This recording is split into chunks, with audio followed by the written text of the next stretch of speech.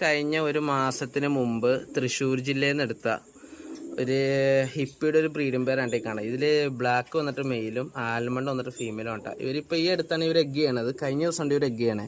അപ്പോൾ ഇവർക്ക് 2 എഗ്ഗ് ഉണ്ട്. പക്ഷേ ഇവരാണെങ്കിൽ എഗ്ഗ് ചെയ്തപ്പോൾ തൊട്ട് മെയിലും ഫീമെയിലും ഒരുമിച്ചാണ് പാത്രത്തിൽ ഇടയിരിക്കുക.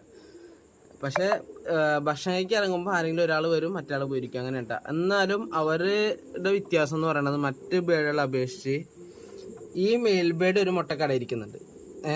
അതേപോലെ ഈ ഫീമെയിൽ ബേഡ് ഒരു മുട്ടക്കട ഇരിക്കുന്നുണ്ട്. രണ്ടുപേരും ഓരോന്നും ഇരിക്കുന്നുണ്ട്. കണ്ട, അവൻ്റെ മുട്ടയാണ് കാണുന്നത്.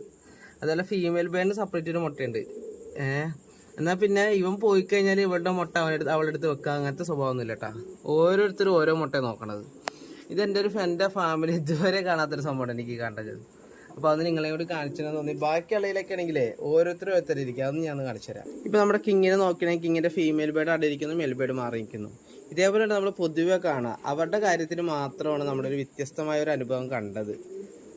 അപ്പം ഇങ്ങനെ നിങ്ങളുടെ ഫാമിലിയിലൊക്കെ സംഭവിച്ചിട്ടുണ്ടെങ്കിൽ നിങ്ങൾക്ക് കമൻറ്റായിട്ട് അറിയിക്കുക. ഇനിയിപ്പോൾ അങ്ങനെ ഇരുന്ന് കഴിഞ്ഞാൽ വേറെ എന്തെങ്കിലും ഇഷ്യൂസ് ഉണ്ടെങ്കിൽ അതൊന്നും അറിയിക്കണം കേട്ടോ. അപ്പോൾ നമുക്ക് അടുത്തൊരു വീഡിയോയിൽ കാണാം.